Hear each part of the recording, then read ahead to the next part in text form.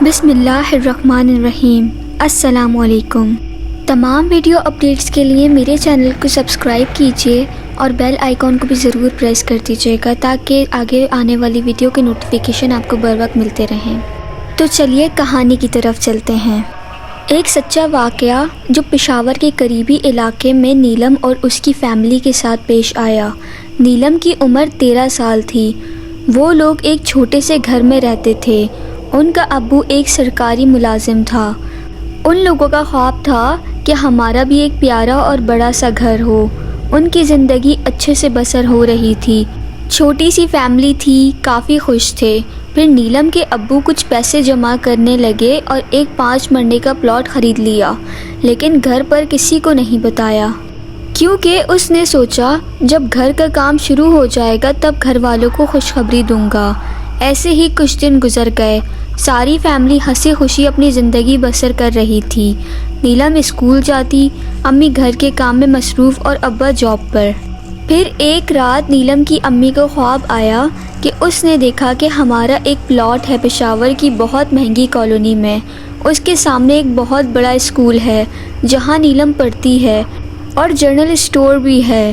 اس خواب کو تقریباً 5 دن گزر گئے، لیکن اس نے کسی کو نہیں بتایا۔ جب نیلم کے ابو گھر آئے تو رات کے کھانے میں سب ایک ساتھ بیٹھے تھے، تو نیلم کی امی نے خواب بتانا شروع کیا۔ میں نے ایک خواب دیکھا۔ اس نے بتایا کہ میرا کسی جگہ پر پلاٹ ہے، وہاں ایک اسکول اور جنرل اسٹور بھی ہے۔ جہاں ہمارا پلاٹ ہے وہاں ایک بہت بڑا اور پرانا درخت بھی ہے۔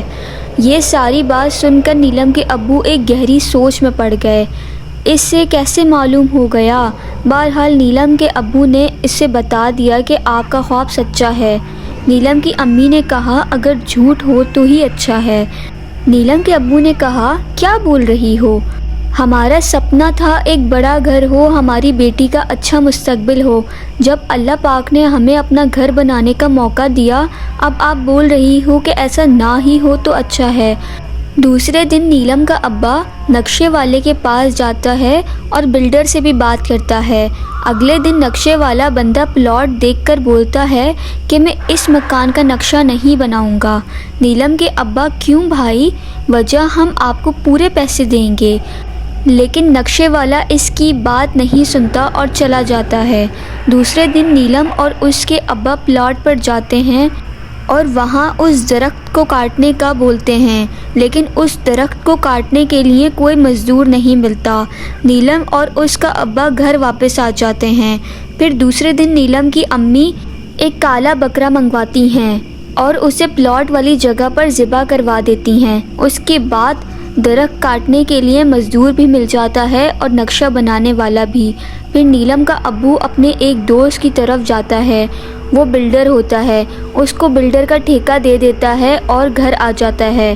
سب بہت خوش ہوتے ہیں کہ ہمارا بھی نیا اور بڑا گھر بن رہا ہے۔ اللہ کے فضل و کرم سے بہت دعائیں کرتے ہیں۔ اگلے دن وہاں کچھ مزدور کام کے لیے آ جاتے ہیں اور درخت کو کاٹ دیتے ہیں۔ درخت کاٹنے کے بعد وہاں مزدوروں نے کام سٹارٹ کر دیا۔ نیلم کے ابو کا نام ناصر تھا۔ وہ اپنی نوکری کی وجہ سے خود اپنی نگرانی میں گھر کی تعمیر نہیں کروا سکتا تھا، اس لیے اس نے گھر کی تعمیر کا کام ٹھیکے پر دے دیا تھا۔ کئی ہفتوں تک مزدور گھر کا کام کرتے رہے۔ ایک دن نیلم کا ابو اپنا نیا گھر دیکھنے آ گیا۔ وہاں کافی دیر گزارنے کے بعد اس نے یہ بات محسوس کی کہ باقی سب مزدور اپنے کام میں مگن رہتے ہیں، لیکن ایک مزدور ساتھ والے ہمسایوں کے گھر تاک جھانک کرتا رہتا ہے۔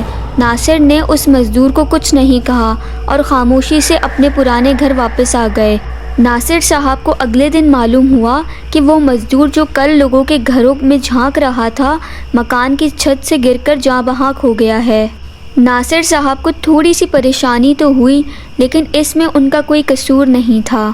اگر آپ کو ہماری ویڈیوز اچھی لگتی ہیں تو انہیں لائک کرتے ہوئے ہماری حوصلہ افزائی ضرور کیا کیجیے اور سبسکرائب کرنا بالکل نہ بھولا کریں۔ ناصر صاحب نے یہ بات گھر میں کسی کو نہیں بتائی۔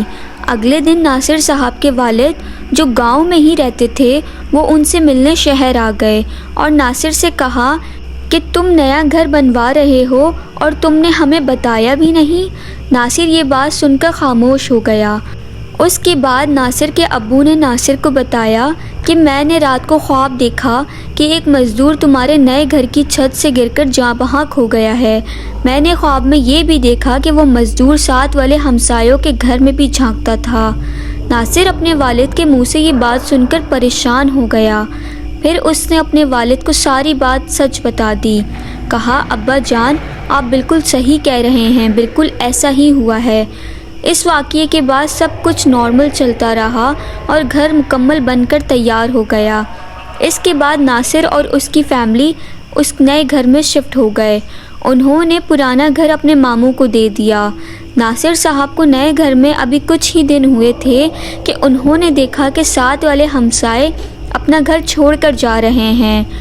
جب ناصر نے اس فیملی سے پوچھا کہ کیا ہوا ہے، آپ لوگ گھر کیوں چھوڑ کر جا رہے ہو، ہمسایوں نے بتایا کہ یہ ہمارا اکلوتا بیٹا ہے۔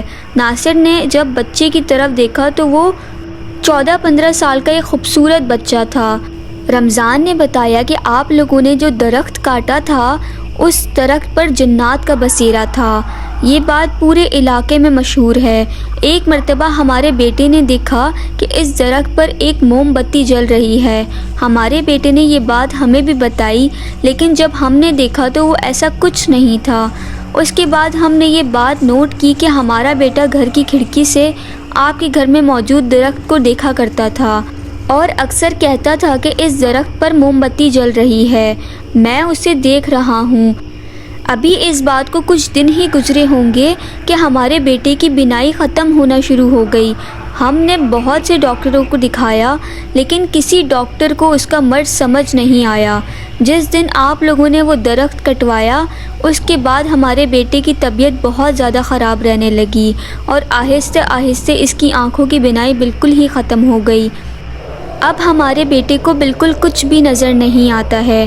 آپ لوگ بھی اپنا خیال رکھیے گا۔ جس جگہ آپ نے گھر تعمیر کیا ہے یہ جگہ صحیح نہیں ہے۔ سب گھر والے ان کی بات سن کر بہت پریشان ہو گئے، لیکن کچھ دنوں بعد گھر والے یہ بات بھول گئے اور ہنسی خوشی زندگی بسر کرنے لگے۔ ایک دن اچانک سے نیلم کی طبیعت بہت خراب ہو گئی۔ گھر والے اسے ڈاکٹر کے پاس لے کے گئے، لیکن اسے کوئی فرق نہیں پڑا۔ ڈاکٹروں نے کچھ دوائیاں وغیرہ دیں اور کل دوبارہ چیک اپ کروانے کا کہہ کر انہیں چھٹی دے دی۔ اگلے دن نیلم بالکل ٹھیک ٹھاک ہو گئی، جیسے کچھ ہوا ہی نہیں تھا۔ اسی طرح دوبارہ کافی دن گزر گئے۔ ایک دن اچانک دوبارہ نیلم کی طبیعت بہت زیادہ خراب ہو گئی۔ اس بار نیلم بالکل بے ہوش سی ہو گئی تھی۔ اس دن ناصر صاحب اپنے گھر پر موجود نہیں تھے۔ نیلم کو میں ہی اس دن ڈاکٹر کے پاس لے گئی تھی۔ شام تک نیلم کو ہوش بھی آ گیا، لیکن ڈاکٹروں کو نیلم کا مسئلہ بالکل بھی سمجھ نہیں آ رہا تھا۔ گھر آنے کے بعد نیلم دوبارہ سے بالکل ٹھیک ٹھاک ہو گئی تھی۔ کچھ دن بعد گھر میں عجیب و غریب واقعات شروع ہو گئے۔ کبھی کچن میں رکھے ہوئے برتن خود ہی گر کر ٹوٹ جاتے اور کبھی گھر کی کوئی چیز غائب ہو جاتی، پھر کچھ دن بعد وہ چیز اسی جگہ پر موجود ہوتی۔ نیلم نے اپنی امی کو بتایا کہ مجھے آئینے میں کسی کا خوفناک عکس نظر آتا ہے۔ نیلم کی یہ بات سن کر میں تھوڑی پریشان ہو گئی اور شام کو ہی محلے کے قاری صاحب کے پاس لے گئی۔ قاری صاحب نے نیلم پر دم کیا اور نیلم کی امی کو بتایا کہ آپ کی بیٹی پر ایک خطرناک ہندو چڑیل کا سایہ ہے۔ دم کروانے کے بعد نیلم اور میں گھر واپس آ گئے۔ گھر واپس آ کر میں نے ناصر صاحب کو فون کیا اور انہیں ساری بات بتا دی۔ اسی دن ناصر صاحب بھی اپنے گھر واپس آ گئے۔ اس رات تو سب کچھ بالکل ٹھیک رہا، لیکن اگلے ہی دن نیلم پھر سے بے ہوش ہو گئی۔ اس بار نیلم کے ابو اسے گھر پر ہی ہوش میں لانے کی کوشش کرنے لگے۔ جب نیلم کو ہوش آیا تو اس کی آنکھیں بالکل لال سرخ ہو چکی تھیں۔ جب نیلم نے بولنا سٹارٹ کیا تو نیلم کی آواز بہت زیادہ بھاری تھی۔ ایسے لگتا تھا جیسے نیلم کے اندر کوئی 10 آدمی ایک ساتھ بول رہے ہوں۔ تھوڑی دیر بعد نیلم زمین پر لیٹ جاتی ہے اور عجیب و غریب یعنی پاگلوں جیسی حرکتیں کرنے لگتی ہے۔ نیلم کے امی ابو بہت زیادہ ڈر جاتے ہیں۔ نیلم کی امی کہتی ہیں کہ فوراً اسے کسی قاری صاحب کے پاس لے کر جاتے ہیں۔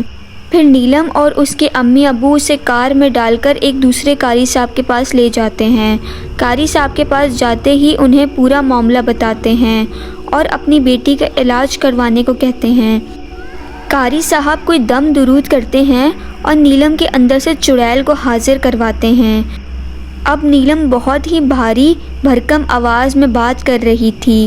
کافی دیر تک تو چڑیل تنگ کرتی رہی، اس نے کسی سوال کا جواب نہیں دیا۔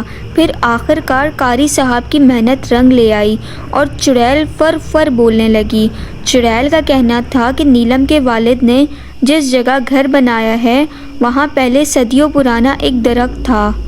میں اسی درخت پر اپنے بچوں کے ساتھ رہتی تھی، لیکن اس آدمی نے وہ درخت کٹوا دیا اور میرا گھر برباد کر دیا۔ اب میں اس بات کا بدلہ اس کی بیٹی کو برباد کر کے لوں گی۔ لیکن قاری صاحب نے اس چڑیل کی ایک نہ چلنے دی۔ کافی دیر دم درود کرنے کے بعد آخر کار اس چڑیل کو رفع دفع ہونے پر مجبور کر دیا۔ لیکن وہ چڑیل جاتے جاتے یہ کہہ کر جاتی ہے کہ میں نیلم کو نہیں چھوڑوں گی، تم چاہے جو مرضی کر لو، میں ایک دن لوٹ کر آؤں گی اور اسے برباد کر دوں گی۔ اس کے بعد قاری صاحب نے نیلم اور اس کے ماں باپ کو واپس گھر بھیج دیا اور کہا کہ کل میں آپ لوگوں کے گھر آؤں گا۔ اگلے دن قاری صاحب نیلم لوگوں کے گھر پہنچ گئے۔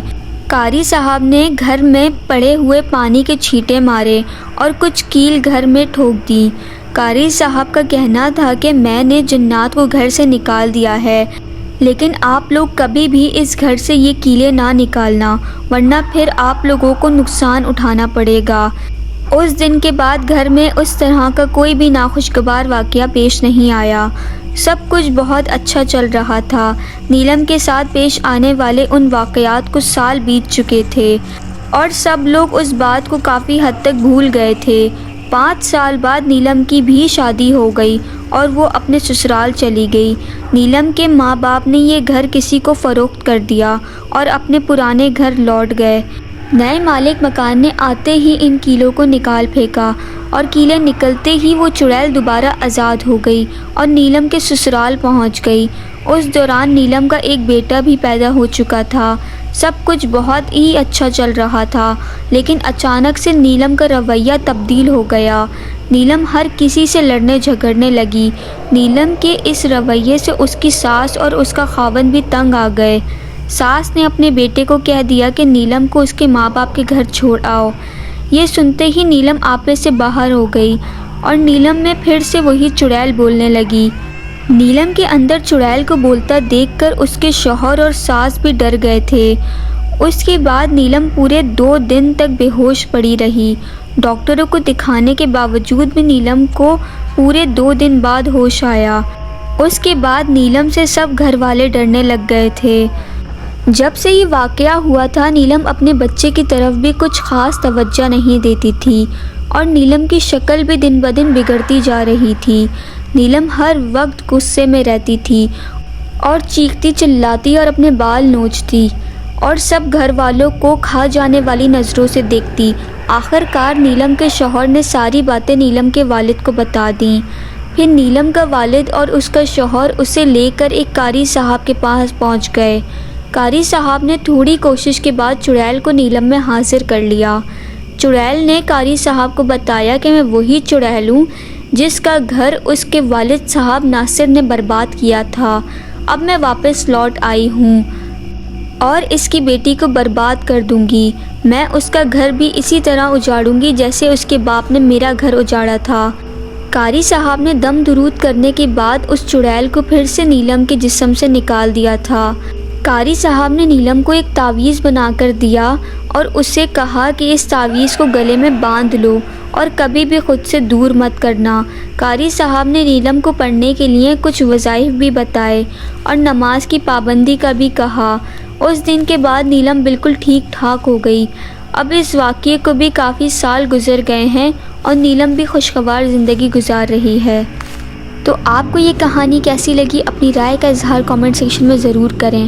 آپ پر یا آپ کے کسی بھی عزیز پر کوئی بھی حقیقت مبنی انٹرسٹنگ واقعہ گزرا ہو تو ڈسکرپشن میں دیے گئے ای میل پر رابطہ کر کے اپنا واقعہ مجھ سے ضرور شیئر کریں تاکہ میں آپ لوگوں کے لیے ایسی ہی انٹرسٹنگ ویڈیوز لا سکوں۔ تو پھر ملاقات ہوتی ہے ایک نئی ویڈیو میں، تب تک اپنا اور اپنے گھر والوں کا بہت سارا خیال رکھیں۔ فی امان اللہ۔ اللہ حافظ۔